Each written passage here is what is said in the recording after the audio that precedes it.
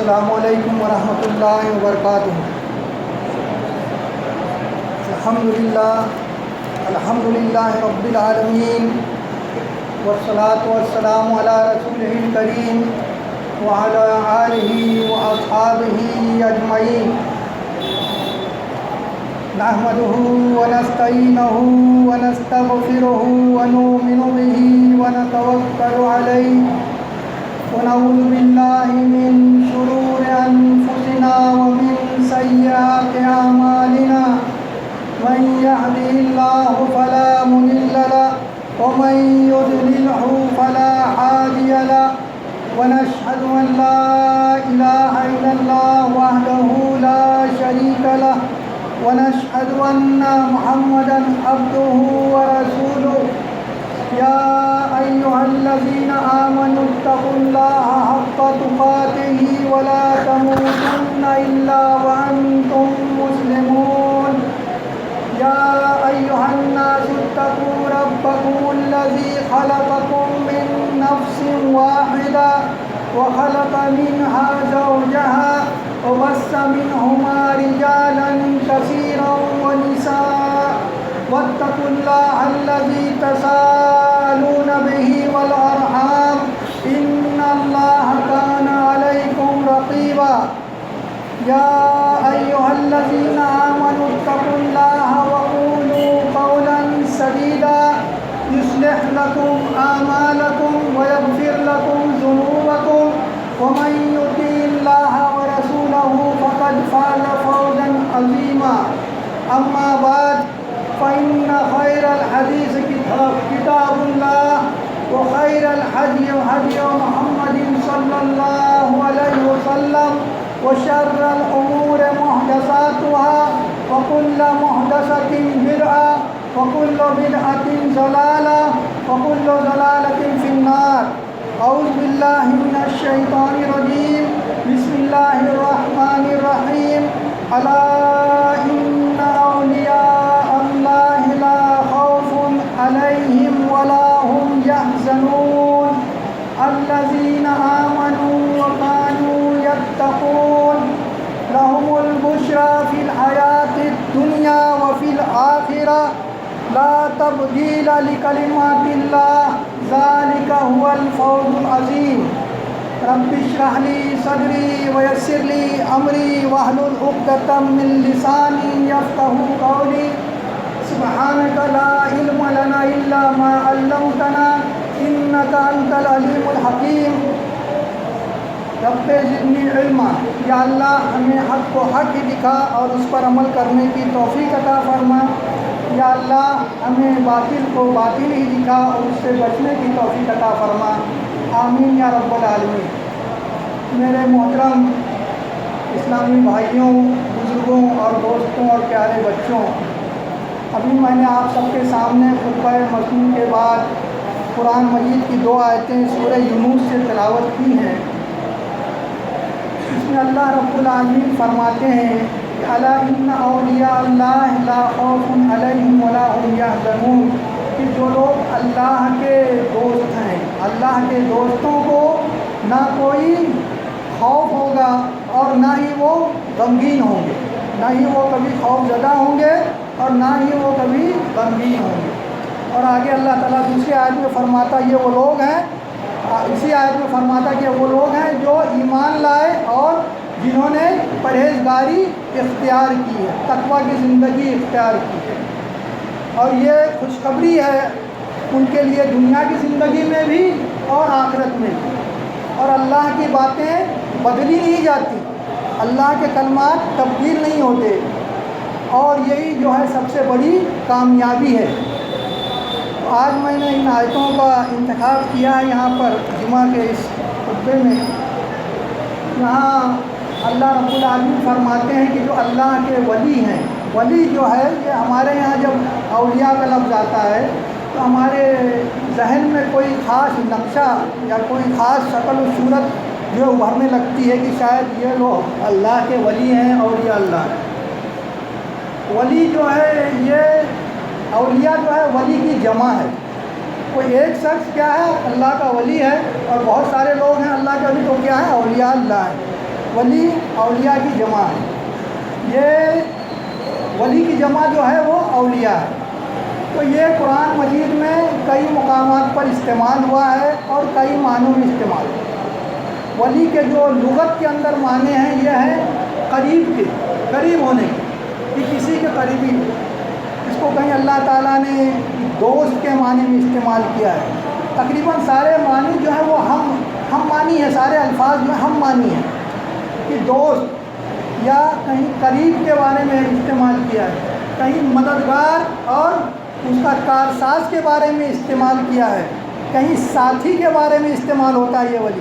اور یہ تمام باتیں جو ہیں کیا ہم معنی ہیں، کہ جو دوست ہے اس کا قریبی ہے اسی کا وہ مددگار ہوگا، کارساز ہوگا، اسی کا وہ حامی و ناصر ہوگا۔ یہ ساری چیزیں جو ہے ولی کے بارے میں آ جاتی ہیں۔ تو ان کے بارے میں آتا ہے کہ اللہ تعالیٰ فرماتا ہے کہ انہیں کوئی خوف اور ڈر نہیں ہے، کہ جو اللہ کے ولی، آگے تعریف آئے گی کہ اللہ کے ولی کون لوگ ہیں، لیکن اسی میں جو اللہ رب العالمین ان کے لیے کوئی خوف اور ڈر نہیں ہے۔ آج میں نے اپنے ملک کے ماحول کے حساب سے ان آیتوں کا انتخاب کیا ہے کہ ہمارے ملک کے اندر ایک ماحول بنانے کی کوشش کی جا رہی ہے مسلمانوں کے خلاف، ایمان والوں کے خلاف، ان کو خوف زدہ کرنے کے لیے، ان کو جو ہے ڈرانے اور دھمکانے کے لیے۔ تو اللہ رب العالمین کی آیت ہمارے لیے جو ہے خوشخبری ہے، بشارت ہے۔ اس میں کہہ رہا ہے اللہ تعالیٰ کہ جو اللہ کے دوست ہیں انہیں کسی خوف کا اور کسی رنج اور غم کا جو ہے کوئی موقع نہیں، اس کو کوئی ڈرنے کی بات نہیں اور نہ ہی وہ غمگین ہوں۔ ہم دیکھتے ہیں اس دنیا کے اندر بھی کہ جو لوگ حاکم وقت ہیں، جن کے پاس اللہ تعالیٰ نے طاقت اور قوت دی ہے، اقتدار دیا ہے، تو ان کے جو قریبی لوگ ہوتے ہیں، اگر وہ حاکم وقت عادل ہے، انصاف کرنے والا ہے، خدا ترس ہے، تو وہ تو لوگوں کے اندر عدل و انصاف کرتا ہے، لوگوں کے ساتھ میں جو ہے اچھا رویہ اختیار کرتا ہے، لوگوں کی اصلاح کی کوشش کرتا ہے۔ لیکن اگر وہ لوگ ظالم ہیں تو پھر وہ سوچتے ہیں کہ ان کے گروہ کے لوگ جو ہے وہ کیا کرتے ہیں، اپنے مخالفین کے اوپر طرح طرح کی ظلم و زیادتی کرتے ہیں۔ اور کیوں کرتے ہیں؟ کہ وہ بولتے ہیں بھائی پرائم منسٹر تو ہمارا آدمی ہے، پریسیڈنٹ ہمارے ہیں، ہمیں کس چیز کا ڈر اور خوف نہیں ہے، پولیس ہماری ہے، ہمیں جو ہے کوئی سزا نہیں دینے والا۔ اس کے لیے وہ کیا کرتے ہیں، اپنے مخالفین کو طرح طرح سے ستاتے ہیں، ڈراتے ہیں۔ تو اللہ رب العالمین جو اس کائنات کا خالق اور مالک ہے، اللہ رب العالمین اس ساری کائنات کا خالق و مالک ہے۔ دنیا کے اندر لوگوں کو حکومت اور اقتدار کون دیتا ہے؟ اللہ رب العالمین بانٹتے ہیں، اللہ رب العالمین دیتے ہیں۔ اللہ تعالیٰ نے قرآن مجید میں فرمایا نا کہ قل اللہم مالک الملک تؤتی الملک من تشاء وتنزع الملک ممن تشاء وتعز من تشاء وتذل من تشاء بیدک الخیر، کہ کہو اے نبی صلی اللہ علیہ وسلم، اس سے کہا جائے کہ کہو کہ تمام ملک کا مالک کون ہے؟ اللہ تعالیٰ، وہی جس کو چاہتا ہے یہ ملک عطا کرتا ہے۔ تو اس دنیا کے اندر دیکھتے ہیں بہت سے لوگوں کو اللہ تعالیٰ اقتدار دیتا ہے، لیکن یہ اقتدار کیا ہوتا ہے؟ لامحدود نہیں ہوتا، غیر فانی نہیں ہوتا۔ ایک مدت کے لیے اللہ تعالیٰ اختیار دیتا ہے، ایک مدت کے لیے ان کو جو اللہ تعالیٰ طاقت اور قوت دیتا ہے۔ دنیا کی انسانی تاریخ اس بات پر گواہ ہے کہ بہت سارے لوگ اس دنیا میں آئے اور چلے گئے، یہاں تک کہ پوری دنیا کو انہوں نے فتح کیا، پورے دنیا پر اپنی حکومت قائم کی، لیکن ایک قلیل مدت کے لیے اللہ تعالیٰ نے ان کو یہ وقت دیا اور اس کے بعد میں ان کو اس دنیا سے اقتدار سے بے دخل کیا، کسی کو اسی دنیا کے اندر اس کی سزا دی اور کسی کو معزول کیا۔ تو یہ اقتدار اللہ تعالیٰ دیتا ہے، طاقت اور قوت اللہ تعالیٰ دیتا ہے، اور جب چاہتا ہے تو چھین لیتا ہے۔ تو وہ اللہ تعالیٰ ہم سے کہہ رہا ہے کہ جو اللہ کے دوست ہیں، جو اللہ کے ولی ہیں، ان کو دنیا میں کسی سے ڈرنے کی اور خوف کھانے کی ضرورت نہیں ہے۔ وہ کبھی خوف زدہ نہیں ہوں گے، انہیں کوئی غم لاحق نہیں ہوگا۔ خوف اس چیز کو کہتے ہیں کہ جو آنے والا ہے کل، فیوچر میں، کہ کل ہمارے ساتھ کیا ہوگا، ہے نا؟ اس طرح کا خوف کا ماحول بنایا جاتا ہے کہ ہمارے فیوچر، ہماری نسلوں کا کیا ہوگا، ہمارے ایمان اسلام پہ چلنا ہمارے لیے مشکل کیا جائے گا کہ ہم اپنے ایمان اسلام پر باقی رہ سکیں۔ اس طرح کے سارے خوف، یا اور دوسری دنیاوی خوف کہ ہماری کاروبار، ہماری معیشت، ہماری تجارت کو جو ہے نقصان پہنچایا جائے گا نا، یہ طرح کا خوف فیوچر۔ اور ایک ہے غم کی جو تکلیف اسے پہنچ چکی ہے، جو نقصان، جو تکلیف اس کو پہنچ چکی ہے، اس کا اس کو غم ہوتا ہے۔ تو یہ دونوں چیزیں اللہ تعالیٰ فرماتا ہے کہ جو اللہ کے ولی ہیں یعنی اللہ کے دوست ہیں ان کو جو ہے یہ دونوں چیزیں اس دنیا میں بھی نہیں ہوں گی اور آخرت میں بھی نہیں ہوں گی۔ یہ چیز دنیا میں بھی ان کے ساتھ نہیں ہوگی کہ وہ خوف زدہ نہیں ہوں گی۔ عارضی خوف زدہ ہونا فوراً کسی بات کے کسی حادثے کے تعلق سے کسی خطرے کے تعلق سے انسان کو کوئی خوف لاحق ہو جاتا ہے، یہ الگ چیز ہے، لیکن بعد میں پھر اس کو اطمینان حاصل ہوتا ہے، بعد میں جو اس کو سکون ملتا ہے۔ لیکن ایک جو ہے کہ خوف کی بھائی اب ہمارا مستقبل ہی خطرے میں پڑ جائے، اس طرح کی کوئی خوف کی بات اللہ کے بندوں کو یعنی اللہ کے دوستوں کو نہیں ہے۔ تو ان کی صفت اللہ تعالیٰ نے کیا بتائی کہ وہ اللہ کے ولی کون ہے؟ جیسے کہ میں نے کہا نا کہ کہیں اللہ تعالیٰ نے کہا کہ میں ان کا دوست ہوں، میں ان کا کارساز ہوں، ان کا حامی ناصر ہوں، یا میں ان کا ساتھی ہوں، وہ میرے قریبی لوگ ہیں۔ تو یہ اللہ کے ولی کون ہے؟ اللہ تعالیٰ نے آگے اسی آیت میں، ایک ہی آیت کے اندر پوری باتیں ہیں، دوسری آیت میں بھی ہمیں جانا نہیں ہے کہ ایک ہی آیت میں اللہ تعالیٰ فرماتا ہے، اسی آیت میں آگے فرماتا ہے کہ الذین آمنوا وکانوا یتقون، وہ لوگ کیا ہیں؟ ایمان والے۔ کہ ایمان یہ شرط ہے کہ ایمان والا جو ہے وہ کیا ہے؟ اللہ کے دوستوں میں سے ہے، اللہ کے قریب لوگوں میں سے ہے، اللہ ان کا مددگار ہے، ان کا کارساز ہے، وہ اللہ کے ساتھ ہے۔ تو ایمان اور دوسری چیز اللہ تعالیٰ کیا فرماتا ہے؟ وکانوا یتقون، کہ وہ لوگ پرہیزگاری رکھنے والے۔ یہ ایمان ایک ایسی چیز ہے کہ جب انسان اس کی حقیقت کو جان جاتا ہے، اس کی لذت جب اسے مل جاتی ہے اس کے دل میں ایمان کی، تو اس ایمان کی حفاظت کرنے کے لیے دنیا کی بڑی سے بڑی قربانی وہ دے دیتا ہے۔ دنیا جو وہ حدیث ہے نا کہ اللہ تعالیٰ، اللہ کے نبی صلی اللہ علیہ وسلم فرماتے ہیں کہ اگر اس دنیا کی جو اہمیت اللہ کی نگاہ میں ایک مچھر کے پر کے برابر بھی ہوتی، اس دنیا کی اہمیت اللہ کی نگاہ میں، اس کی دنیا کی اہمیت، اس کی قدر و قیمت اللہ کی نگاہ میں ایک مچھر کے پر کے برابر بھی ہوتی، تو اللہ رب العالمین اپنے نافرمانوں کو ایک گھٹ پانی بھی نہیں دیتا۔ آج سائنس نے بڑی ترقی کی ہے، کائنات کی حقیقتیں وہ کھول کھول کر بیان کرتی ہیں۔ اس دنیا کی حقیقت کائنات کے اندر وہ کیا بیان کرتی ہیں؟ ایک ذرے کے برابر ہے اس کائنات میں، یہ دنیا اور اس کے اندر جو ساری چیزیں ہیں اس کی حقیقت ایک ریت کے ذرے کے برابر ہیں۔ تو اللہ رب العالمین جو حدیث میں اللہ کے نبی فرماتے ہیں کہ اگر اس زمین، اس دنیا کی مال و متاع کی کچھ اہمیت اللہ کی نگاہ میں ایک مچھر کے پر کے برابر بھی ہوتی تو اپنے نافرمانوں کو ایک گھونٹ پانی بھی نہیں دیتا۔ ٹھیک اسی طرح سے جس شخص کے دل میں ایمان اتر جاتا ہے، ایمان کی چاشنی جو ہے وہ چکھ لیتا ہے، تو پھر اس کی نگاہ میں بھی یہ دنیا کی بڑی سے بڑی مصیبت یا دنیا کی بڑی سے بڑی عیش اور آرام ایک مچھر کے پر کے برابر بھی اس کی نگاہ میں نہیں ہے۔ اس کی بڑی مثالیں قرآن مجید میں اللہ تعالیٰ نے اہل ایمان کے لیے بیان کی ہیں، پیش کی ہیں کہ اپنے ایمان کی حفاظت کے لیے انہوں نے بڑی سے بڑی قربانی کی۔ اس قرآن شریف کا اگر ہم مطالعہ کرتے ہیں تو اللہ رب العالمین نے جو اسلامی تاریخ اور انسانی تاریخ کو بیان کیا ہے، اس میں سب سے بڑا اللہ کا باغی، نافرمان اور ظالم اور جابر شخص کون ہے جانتے ہیں آپ سے؟ فرعون۔ سب سے بڑا اللہ کا نافرمان اور ظالم جابر بادشاہ، ایک دم جبر کرنے والا، ظلم کرنے والا اور اللہ کی نافرمانی کرنے والا فرعون ہے، جس کی مثال اللہ تعالیٰ نے قرآن میں بار بار بیان کی۔ اس کی ہدایت کے لیے اللہ رب العالمین کس کو؟ موسیٰ علیہ السلام کو مبعوث فرمایا، اور جب موسیٰ علیہ السلام نے اس کے سامنے اسلام کی دعوت کو پیش کیا اور معجزے کے طور پر دو چیزیں پیش کی، اس کی تفصیل میں نہیں جاؤں گا ورنہ میرا وقت ختم ہو جائے گا۔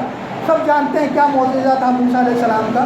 تو جب وہ معجزہ موسیٰ علیہ السلام نے پیش کیا، اس کے جواب میں اس نے کیا کہا؟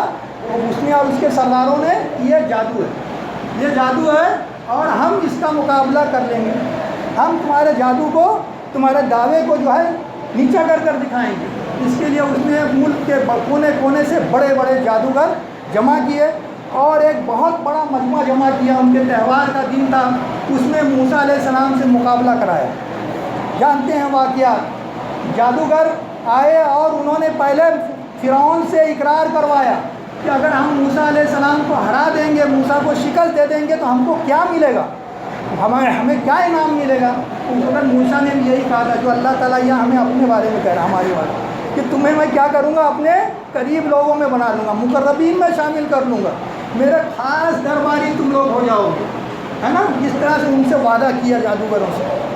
اور جب انہوں نے موسیٰ علیہ السلام کو کہا کہ تم جادو دکھاتے ہو یا ہم دکھائیں، موسیٰ علیہ السلام نے پہلے انہیں اجازت دی کہ تم دکھاؤ، اور انہوں نے بڑا زبردست جادو پورے مجمع کے سامنے پیش کیا تک کہ اللہ تعالیٰ خود قرآن میں فرماتے ہیں کہ موسیٰ علیہ السلام بھی ڈر گئے، موسیٰ علیہ السلام کے دل میں خوف کھا گئے، ان کی آنکھیں سہل زدہ رہ گئی، ایسا جادو وہ بنا کر لائے تھے.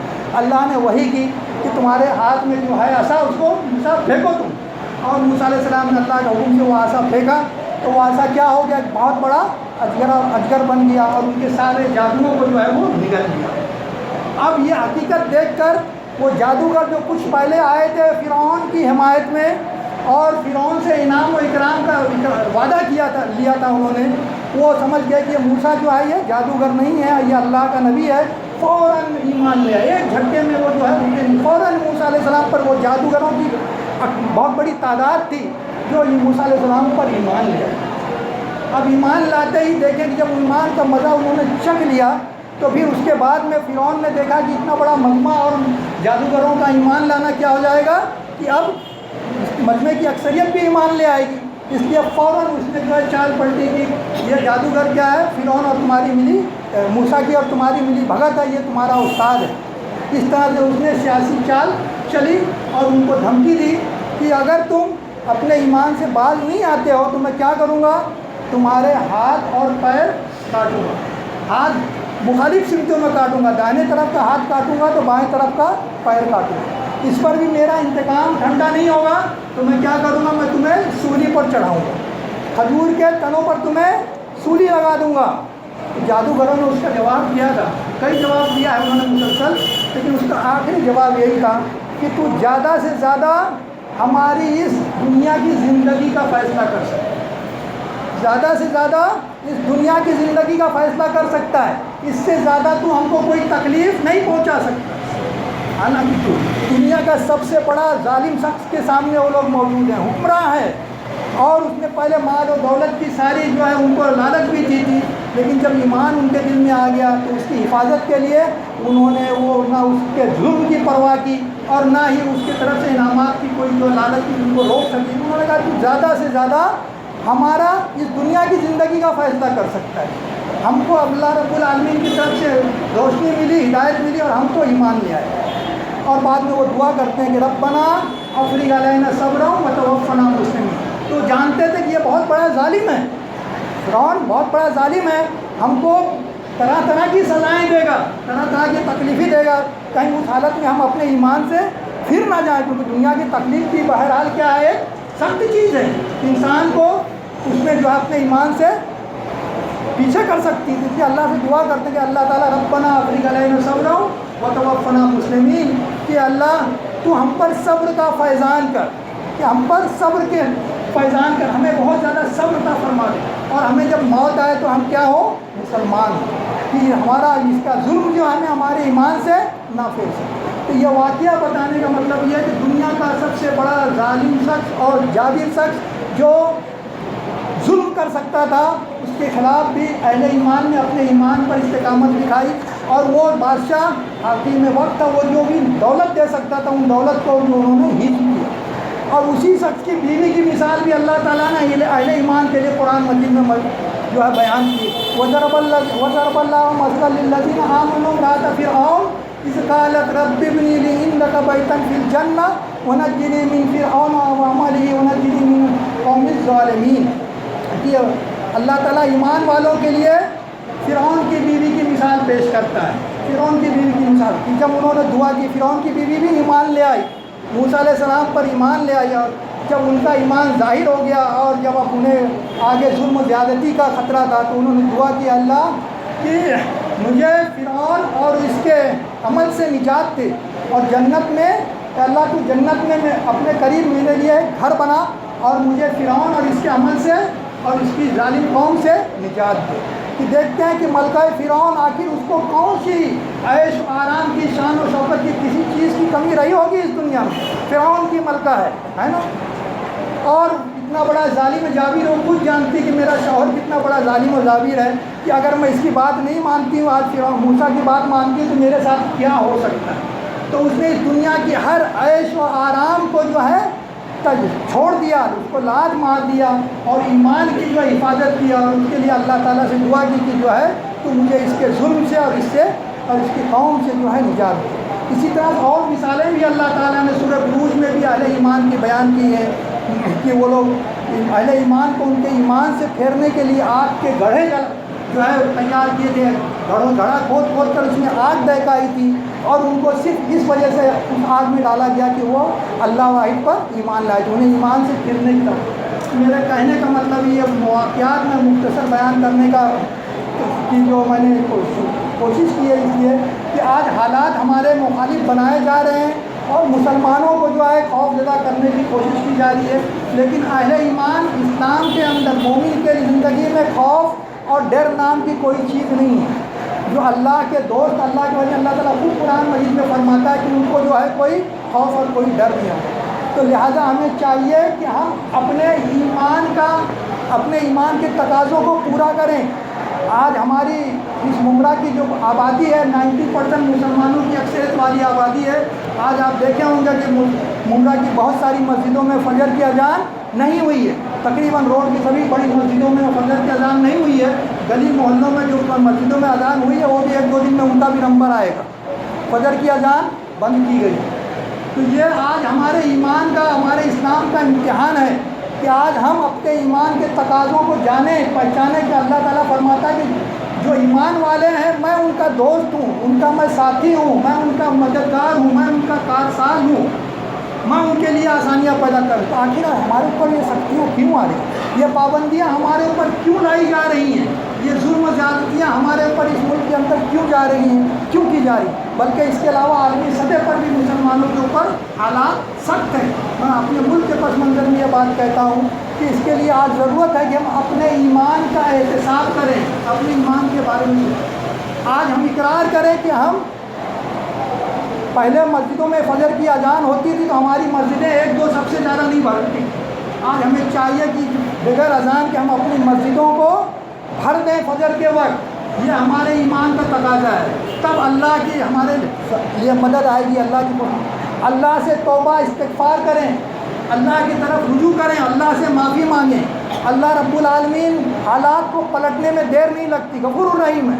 اللہ تعالیٰ نے تو یونس علیہ السلام کی قوم کے بارے میں قرآن مجید میں فرمایا ہے نا کہ ان کے اوپر اللہ نے عذاب کا بادل بھیج دیا تھا، لیکن وہ قوم جب دیکھی کہ یونس علیہ السلام تو غائب ہو گئے ہمیں دھمکی دے کر، اور اب اللہ کے عذاب آ رہا ہے، تو ساری قوم میدان میں جمع ہو گئی اور اللہ سے توبہ استغفار کرنے لگی، معافی مانگنے لگی۔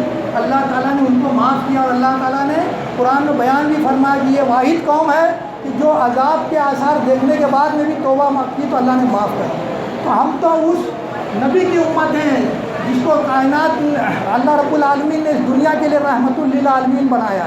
ہم پر اللہ کی رحمتیں اس سے کہیں زیادہ ہیں۔ ہم معافی مانگیں گے، توبہ کریں گے، استغفار کریں گے، اپنے آپ کو اللہ رب العالمین کے نافرمانی کا کاموں سے بچائیں گے، اللہ تعالیٰ حالات کو ہمارے لیے بہتر کریں۔ سید الاستغفار بڑا اہم ہے، جن کو یاد ہے اس کو یہ کثرت سے پڑھیں، جن کو یاد نہیں ہے وہ اس کو یاد کریں۔ سید الاستغفار، جس سے اللہ تعالیٰ حالات کا رخ موڑ دیتا ہے، اور ویسے دوسرے طریقے سے بھی اللہ سے گناہوں سے معافی مانگے اور اللہ کے اطاعت اور فرمان برداری۔ اللہ تعالیٰ نے خود فرمایا ہے کہ وَقَانُوا يَتَّقُونَ، تو اللہ کے قریب ہونے کے لیے کیا ہے شرط؟ وَقَانُوا ایمان والا ہے، اور وہ کیا ہے؟ تقویٰ، پرہیزگاری۔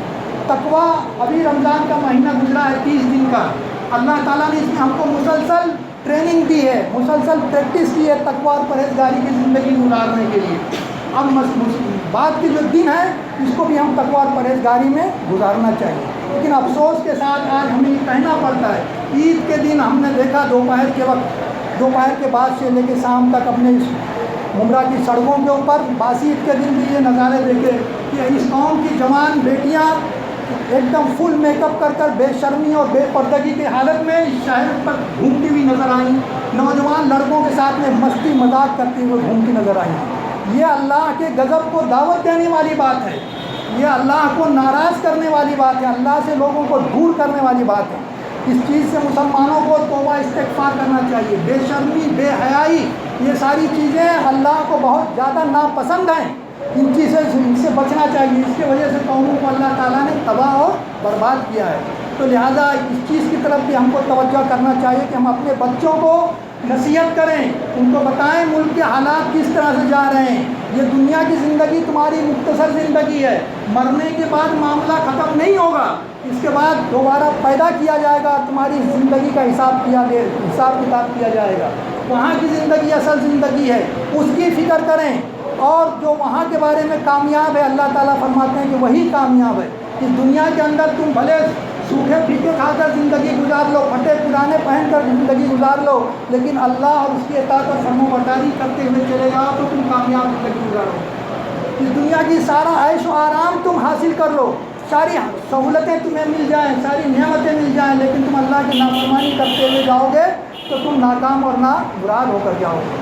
وہ جنت اور جہنم کا تصور نبی کریم صلی اللہ علیہ وسلم نے بیان کیا نا کہ قیامت میں ایک شخص کو جو دنیا میں جس نے کبھی تکلیف نہیں دیکھی ہوگی، کبھی پریشانی اور مصیبت نہیں دیکھی ہوگی، کبھی اس کے اوپر کوئی رنج اور غم نہیں ہوا ہوگا، لیکن اس نے اعمال برے کیے ہوں گے، وہ جہنمی ہوگا۔ اس کو جب جہنم میں ڈالا جائے گا تو جہنم میں ڈالنے کے بعد جب ایک گوتا لگائے گی جہنم میں، اسے جہنم کا رنگ اس پر چڑھ جائے گا تو اس کو نکالے گا جہنم سے اللہ تعالیٰ اور پوچھے گا اے شخص کیا فلاں تو نے کبھی عیش آرام کا، چین و سکون کا دور دیکھا ہے، کبھی عیش آرام کی زندگی گزاری ہے؟ تو اللہ کی قسم کھا کر کہے گا کہ اللہ میں نے کبھی نہیں دیکھا کہ چین سکون کیا ہوتا ہے، عیش آرام کیا ہوتا ہے، میں تو ہمیشہ دکھ اور تکلیف ہے۔ حالانکہ دنیا میں اس نے کبھی دکھ اور تکلیف نہیں دیکھی۔ اسی طرح سے ایک ایسا شخص جو اس دنیا میں بڑی مصیبت کی، پریشانی کی، تنگی کی زندگی گزاری ہوگی، لیکن وہ مومن ہوگا، اللہ اس کے رسول کی اطاعت کرنے والا ہوگا، تو وہ جو ہے جب جنت میں جائے گا اور جنت کی نعمتوں کا اس پر جو ہے رنگ چڑھ جائے گا تو اسے بھی جنت سے نکال کر اللہ تعالیٰ تو نے کبھی کوئی پریشانی، کوئی مصیبت، کبھی تکلیف دیکھی ہے؟ تو اللہ کی قسم کھا کے کہے گا اللہ تعالیٰ میں نہیں جانتا کہ رنگ، غم، پریشانی، مصیبت کیا ہو، اس پر یہ کبھی ٹائم آئے گی۔ جنت کی پہلی ہی نعمتوں سے وہ ساری پریشانیوں کو بھول جائے۔ تو یہ ہے دنیا کی حقیقت میرے بھائی۔ اس لیے اپنے ایمان کی حفاظت کریں۔ تقویٰ نام صرف یہ نہیں ہے کہ ہم زیادہ سے زیادہ نمازیں پڑھ لیں، روزے رکھ لیں، صدقہ خیرات کریں۔ تقویٰ یہ کہ اللہ کی نافرمانی سے بچے انسان، گناہوں سے بچنا یہ بہت ضروری ہے۔ اللہ کا ڈر، اللہ کا خوف، انسان جو ہے اللہ کے ڈر کی وجہ سے کسی گناہ سے رک جائے، یہ بہت بڑی نیکی ہے۔ اللہ کی نگاہ میں اس کی بڑی قدر ہے۔ اللہ تعالیٰ عرش کے سائے میں ان کو جگہ دیں گے آخرت میں جو اللہ کے ڈر سے صرف گناہوں سے رک گئے۔ اس کی تفاصیل آئیں گے۔ میرا وقت بھی ہونے والا ہے، 2 منٹ رہ گئے ہیں، تو میں کہنے کا مطلب یہ ہے کہ ہم اپنے آپ کو اللہ کی نافرمانی سے بچائیں، اپنے ایمان کا قدر کریں اور اس کے تقاضوں کو پورا کریں تو حالات ہمارے لیے کوئی خطرے کی بات نہیں۔ دوسری چیز یہ کہ شوال کا یہ مہینہ ہے اللہ سے قریب ہونے کا اور بہت بہترین ذریعہ ہے ہمارے لیے کہ اللہ کے نبی صلی اللہ علیہ وسلم فرماتے ہیں، ابو ایوب انصاری رضی اللہ عنہ روایت کرتے ہیں کہ جو شخص رمضان کے مہینے کے روزے رکھتا ہے، اس کے بعد میں شوال کے 6 روزے رکھتا ہے، تو گویا وہ پورے سال کے روزے رکھتا ہے۔ تو یہ شوال کے 6 روزے رکھ کر ہم مزید اللہ کے قریب ہو سکتے ہیں، اللہ کا قرب حاصل کرتے ہیں، ہمیشہ کے لیے روزہ دار بن سکتے ہیں۔ تو یہ 6 روزے بھی ہمیں رکھنے کی کوشش کرنا چاہیے۔ میرا وقت ٹائم ختم ہو گیا۔ اللہ تعالیٰ سے دعا ہے کہ اللہ رب العالمین ہم سب کے ساتھ آسانی کا معاملہ عطا فرمائے، مسلمانوں کے لیے ان پر اپنی رحمتیں اور برکتیں نازل فرمائے، اور اسلام پر عمل کرنا اور چلنا ہم سب کے لیے آسان کر دے۔ اور اس ملک کے اندر خصوصاً جو ہمارے اور مسلمانوں کے خلاف جو حالات بنائے جا رہے ہیں، اللہ تعالیٰ ان حالات کا رخ تو ہی پھیرنے والا ہے۔ آسان مالک وہی ہے جسے تو آسان کرے، اور تو ہی سختی کو آسان کرتا جب چاہے، تو ہمارے لیے اس پریشانیوں کو جو ہے آسانی میں بدل دے، اور مسلمانوں کی جان، مال، عزت، آبرو کی، ایمان اور اسلام کی حفاظت فرما۔ اللہ تعالیٰ ہماری مسجدوں کی، ہمارے مدرسوں کی حفاظت فرما، ہمارے علماء کرام کی حفاظت فرما دے۔ اللہ تعالیٰ ہمیں جب تک زندہ رکھ، ایمان پر زندہ رکھ، اسلام پر زندہ رکھ، اور موت آئے تو ایمان پر آئے، اسلام پر آئے، اور ہم سب کو جو ہے استقامت نصیب عطا فرما۔ سبحان ربک رب العزت عما یصفون وسلام علی المرسلین والحمد للہ رب العالمین۔